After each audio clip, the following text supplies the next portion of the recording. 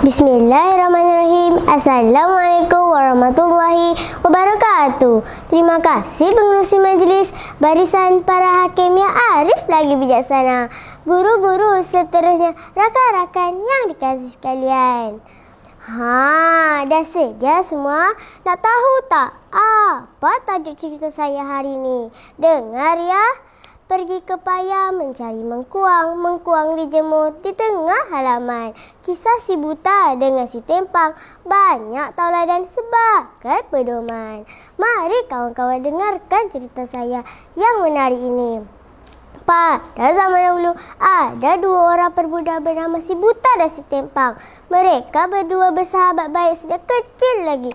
Mereka tinggal bersama-sama di sebuah rumah usang di pinggir hutan. Oleh kerana dua-dua itu cacat, mereka sering sahaja mendapat bantuan dan sedekah dari orang-orang kampung. Orang-orang kampung berasa simpati dengan nasib mereka yang kurang baik itu. Si buta dan si tempang sedar bahawa mereka tidak boleh terus-menerus hidup dengan simpati dari orang-orang kampung. Lantas si tempang pun duduk termenung di serambi rumahnya, lalu berfikir. Dia menyatakan pendapatnya kepada si buta bahawa mereka tidak boleh terus-menerus hidup dengan simpati dari orang-orang kampung. Dia berasa amat malu. Dia menyatakan supaya si buta menjadi kaki kepadanya dan dia menjadi mata kepada si buta. Si buta termenung mendengar kata-kata sahabatnya itu. Kemudian barulah dia faham dan mengerti apa yang dimaksudkan oleh si tempang. Mereka berdua berpakat untuk bertolak pada waktu malam ketika semua penduduk kampung sedang lena dibuai mimpi. Pada malam itu, mereka memulakan perjalanan mereka lalu masuk ke dalam hutan. Si buta mendukung si tempang di belakangnya, manakala si tempang akan menjadi petunjuk arah kepada si buta. Ketika melewati sebuah denai, si tempang terpandang seutas tali yang besar, sebatang sumpit dan sebilah kapak. Barang-barang itu diambil olehnya. Barang-barang itu juga telah menjadi bebanan pada si buta. Tidak lama selepas itu, mereka pula terserempak pula dengan seekor kura-kura.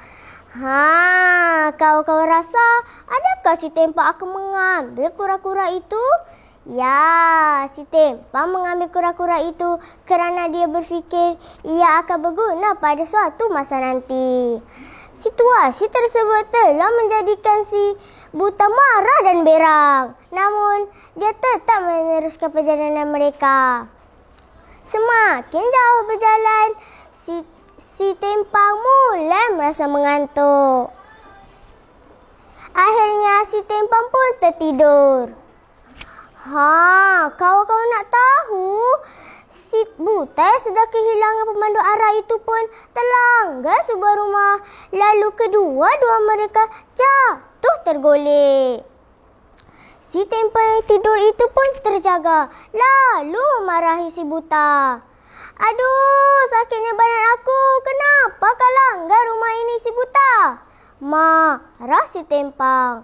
Jikalau kau berikan pemandu arah kepada aku, sudah pasti aku tidak akan melanggar rumah ini, kata si buta dengan nada sinis. Mereka pun masuk ke dalam rumah itu. Tiba-tiba, dinding rumah itu bergegar dengan kuat. Bunyi hentakan kaki kedengaran. Si tempang membawa si buta menaiki anak tangga dan bersembunyi di atas loteng. Di loteng itu, mereka menemui sebuah tempayan yang berisi pisang masak yang besar.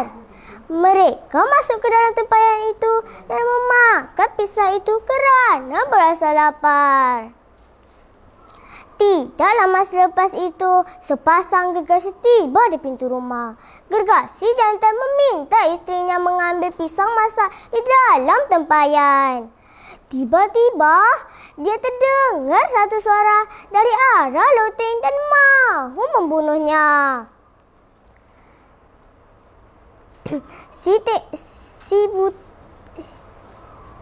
Si buta dengan suara yang dibesarkan pun berkata bahawa dia adalah gergasi yang paling besar dan kuat daripada gergasi jantan. Dan dia mencabar gergasi jantan untuk beradu kekuatan dengannya. Humbakan rambut kamu dan aku akan balik rambut aku kepada kamu, jerit si buta. Gergasi jantan pun mencampakkan sehelai rambut yang sebesar jari telunjuk ke arah mereka. Si tempang membalasnya dengan seutas tali yang besar lengan tangan ke arah gergasi jantan. Kedua-dua gergasi itu terkejut apabila melihat rambut yang sebesar lengan itu. Gergasi jantan pun mencampakkan kutu kepalanya. Kutu kepala gergasi jantan itu dibalas dengan seekor kura-kura. Kedua-dua gergasi itu sekali lagi terkejut apabila melihat kutu kepala yang sebesar itu. Gergasi jantan pun mencampakkan giginya yang sebesar ibu jari kaki ke arah si buta dan si tempang. Kedua-dua mereka membalasnya dengan sebilah kapak. Wah, rambutnya lebih berat dan besar daripada rambutku.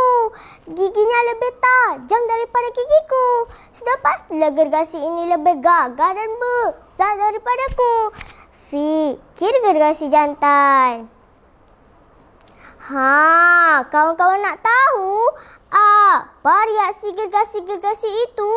Ya, apa lagi? Mereka pun cabut lari meninggalkan rumah itu. Si buta dan si tempang mengumpulkan segala harta milik gergasi. Apabila melihat harta yang banyak, masing-masing mulai menjadi tamak seperti anjing dengan bayang-bayang. Oleh kerana terlalu marah, si buta menendang kaki si tempang. Tendangan dengan serta-merta telah memulihkan kaki si tempang. Si tempang membalas dengan tumbukan di mata si buta. Tumbukan yang kuat itu telah memulihkan mata si buta. Si buta dan si tempang berasa amat gembira kerana telah pulih seperti biasa. Si tempang telah boleh berjalan, manakala si buta telah boleh melihat semula. Demikianlah kawan-kawan. Marilah kita contohi sikap si buta dan si tempang. Sahabat yang baik akan berada di sisi ketika kita memerlukan. Ikatan persahabatan adalah lebih bernilai daripada sebarang harta di dunia. Sekian, wabillahi taufiq wa hidayah. Assalamualaikum warahmatullahi wabarakatuh.